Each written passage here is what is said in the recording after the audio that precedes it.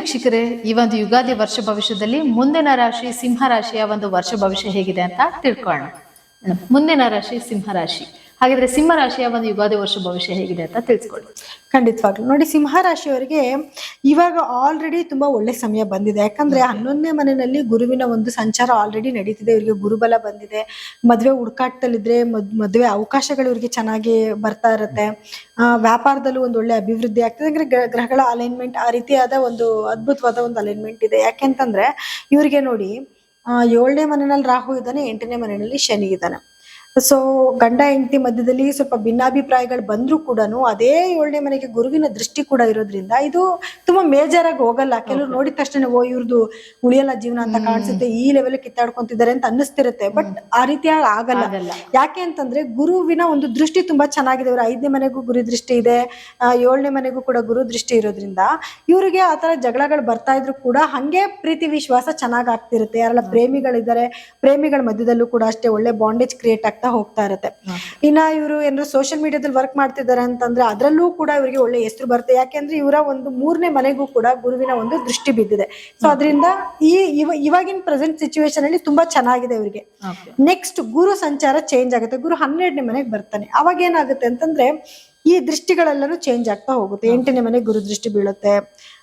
So ಹಂಗೆ ಒಂದೊಂದು step ಜಾಸ್ತಿ ಆಗ್ತಾ ಹೋಗುತ್ತೆ. ಅಂದ್ರೆ ಆ ಟೈಮಲ್ಲಿ ಇವರು ಭೂಮಿ ಖರೀದಿ ಮಾಡುವಂತ ಒಂದು ಯೋಗ ಕೂಡ ಬರುತ್ತೆ. ತಾಯಿ ಆರೋಗ್ಯದಲ್ಲಿ ಸ್ವಲ್ಪ ಚೇತರಿಕೆನ ನೋಡ್ಕೊಬಹುದು. ಇವಾಗ ಏನು ಗಂಡ ಹೆಂಡತಿ ಮಧ್ಯದಲ್ಲಿ ಒಂದು ಭಿನ್ನಾಭಿಪ್ರಾಯಗಳಿತ್ತು, ಅದಕ್ಕೆ ಏನಾಗುತ್ತೆ, ಮತ್ತೆ ರಾಹು ಕೇತುಗಳು ಬದಲಾವಣೆ ಆದಾಗ ಅದು ಸ್ವಲ್ಪ ಕಮ್ಮಿ ಆಗ್ತಾ ಹೋಗುತ್ತೆ. ಅದು ಇವಾಗ ಸದ್ಯಕ್ಕೆ ಅವ್ರಿಗೆ ಹೆಲ್ತ್ ಇಶ್ಯೂಸ್ ಇರುತ್ತೆ. 8ನೇ ಮನೇಲಿ ಶನಿ ಸಂಚಾರ ಇರೋದ್ರಿಂದ ಚೂರು ಹೆಲ್ತ್ ಇಶ್ಯೂಸ್ ಅಂದ್ರೆ ಬೇಗ ವಾಸಿ ಆಗದೇ ಇರುವಂತ ಕೆಲವು ಕಾಯಿಲೆಗಳು ಬಂದ್ರೆ ಬೇಗನೆ ವಾಸಿ ಆಗೋದಿಲ್ಲ, ತುಂಬಾ ನಿಧಾನಗತಿಯಲ್ಲಿ ವಾಸಿ ಆಗ್ತಿರುತ್ತೆ. ಮತ್ತೆ ಇವ್ರ ಸ್ಪೌಸ್ ಯಾರು ಇರ್ತಾರ ಅವ್ರಿಗೂ ಅಷ್ಟೇ ಸ್ಟಮಕ್ ಇನ್ಫೆಕ್ಷನ್ ಆಗುವಂಥದ್ದು, ತಲೆನೋವು ಬರುವಂತದ್ದು, ಈ ರೀತಿಯಾದ ಸ್ಕಿನ್ ಡಿಸೀಸ್ ಬರೋದು, ಈ ರೀತಿಯಾದ ಪ್ರಾಬ್ಲಮ್ ಇಂದ ನರಳ್ತಾ ಇರ್ತಾರೆ. ಸೊ ರಾಹು ಮತ್ತೆ ಕೇತುವಿನ ಒಂದು ಸಂಚಾರ ಬದಲಾವಣೆ ಆದ ನಂತರ ಏನಾಗತ್ತೆ, ಸ್ವಲ್ಪ ಈ ಎಲ್ಲಾ ಪ್ರಮಾಣನೂ ಸ್ವಲ್ಪ ಕಮ್ಮಿ ಆಗತ್ತೆ. 6ನೇ ಮನೆಗೆ ರಾಹು ಬರ್ತಾನೆ. ರಾಹು 6ನೇ ಮನೆಗೆ ಬಂದಾಗ ಏನಾಗುತ್ತೆ, ಇವರಿಗೆ ಉದ್ಯೋಗದಲ್ಲಿ ಅವಕಾಶಗಳು ಬರುವಂತದ್ದು, ಯಾರಾದ್ರೂ ಈ ಫಾರಿನ್ ಕಂಪನೀಸ್ಗೆ ವರ್ಕ್ ಮಾಡ್ಬೇಕು ಅಂತಂದ್ರೆ ಅದರಲ್ಲಿ ಅವಕಾಶ ಸಿಗುವಂತದ್ದು, ಅಥವಾ ಫಾರಿನ್ಗೆ ಇವರೇ ಹೋಗುವಂಥದ್ದು, ಕೆಲಸದ ನಿಮಿತ್ತವಾಗಿ ಹೋಗುವಂಥದ್ದು, ಈ ರೀತಿಯಾದ ಕೆಲವೊಂದು ಬದಲಾವಣೆಗಳನ್ನ ಇವರು ಖಂಡಿತವಾಗ್ಲೂ ರಾಹುವಿನ ಒಂದು ಅನುಗ್ರಹದಿಂದ ನೋಡ್ಬಂದ್ರೆ ಉದ್ಯೋಗಸ್ಥರಿಗೆ, ಅಂದ್ರೆ ಯಾರೆಲ್ಲ ವರ್ಕ್ ಮಾಡ್ತಾ ಇರ್ತಾರೆ ಅವ್ರಿಗೆ ಈ ರೀತಿಯಾದ ಒಂದು ಬದಲಾವಣೆಗಳನ್ನ ನೋಡ್ಬೋದು. ಕೇತು ಅವಾಗ ಏನ್ ಮಾಡ್ತಾನೆ, ಅವ್ರಿಗೆ 12ನೇ ಮನೆಗೆ ಬರ್ತಾನೆ. 12ನೇ ಮನೆಗೆ ಕೇತು ಬಂದಾಗ ಏನಾಗುತ್ತೆ, ಅದ್ರಲ್ಲೂ ಕೂಡ ಟ್ರಾವೆಲ್ ಅಂದ್ರೆ ಸ್ಪಿರಿಚುವಲ್ ಟ್ರಾವೆಲ್ ಮಾಡುವಂಥದ್ದು, ಅಥವಾ ಹೊರದೇಶಕ್ಕೆ ಹೋಗುವಂಥದ್ದು, ಅಥವಾ ಸ್ವಲ್ಪ ನಿದ್ದೆನಲ್ಲಿ ಸ್ಲೀಪ್ ಡಿಸ್ಟರ್ಬೆನ್ಸ್ ಆಗುವಂಥದ್ದು, ನೀಟಾಗಿ ನಿದ್ದೆ ಇರೋದಿಲ್ಲ, ಕೆಲ್ಸದ ಒತ್ತಡನೂ ಕೂಡ ಇವ್ರಿಗೆ ಸ್ವಲ್ಪ ಜಾಸ್ತಿ ಆಗುತ್ತೆ. ಅದೇ ರೀತಿಯಲ್ಲಿ ಗುರುವಿನ ಒಂದು ಸಂಚಾರ ಅಂತ ಬಂದಾಗ ಕೂಡ ಗುರು 12ನೇ ಮನೆಗೆ ಬಂದಾಗ ಸೇಮ್ ತೊಂದ್ರೆ, ಇವರಿಗೆ ಸ್ವಲ್ಪ ಶುಗರ್ ಏನಾದ್ರು ಬರುವಂಥದ್ದು, ನಿದ್ದೆ ಬರ್ದೇ ಇರೋದು, ನೀಟಾಗಿ ಡಿಸ್ಟರ್ಬೆನ್ಸ್ ಆಗುವಂಥದ್ದು, ಸ್ಲೀಪ್ ಡಿಸ್ಟರ್ಬೆನ್ಸ್ ಆಗುವಂಥದ್ದು, ಇದು ಕೂಡ ಆಗ್ತಾ ಇರುತ್ತೆ.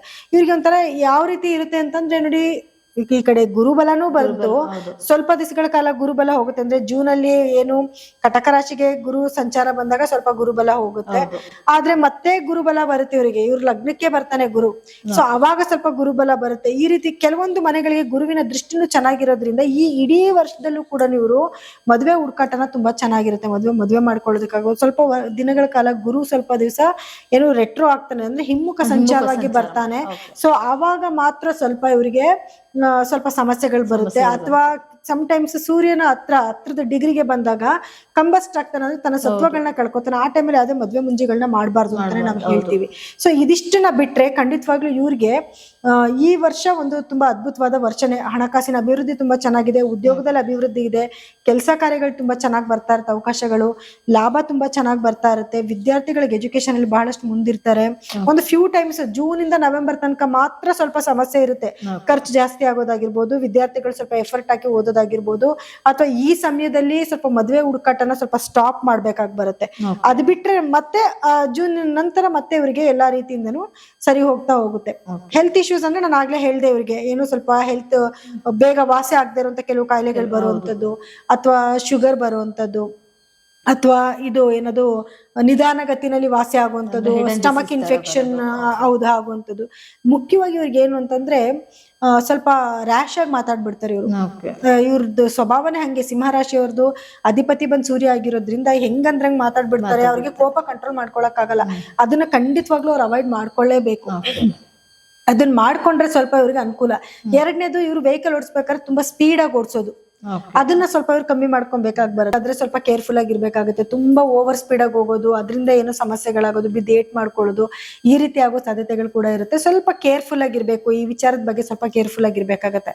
ಪರಿಹಾರವಾಗಿ ಏನ್ ಮಾಡ್ಕೊಬೇಕು ಅಂದ್ರೆ ಇವ್ರು ಪ್ರತಿದಿನ ಸೂರ್ಯ ನಮಸ್ಕಾರ ಹಾಕೋದು, ಅಥವಾ ಆದಿತ್ಯ ಹೃದಯ ಪಾರಾಯಣ ಮಾಡ್ಕೊಳ್ಳುವಂಥದ್ದು, ಮತ್ತೆ ಈಶ್ವರನ ಒಂದು ಧ್ಯಾನ ಮಾಡುವಂಥದ್ದು, ಇದಿಷ್ಟನ್ನ ಮಾಡ್ಕೊಂಡ್ರೆ ಸಾಕು ಮೇಡಮ್. ಇವ್ರಿಗೆ ಏನೇ ಸಮಸ್ಯೆಗಳು ಬಂದ್ರು ಖಂಡಿತವಾಗ್ಲೂ ಅದರಿಂದ ಇವ್ರು ಪಾರಾಗ್ಬೋದು. ಓಕೆ.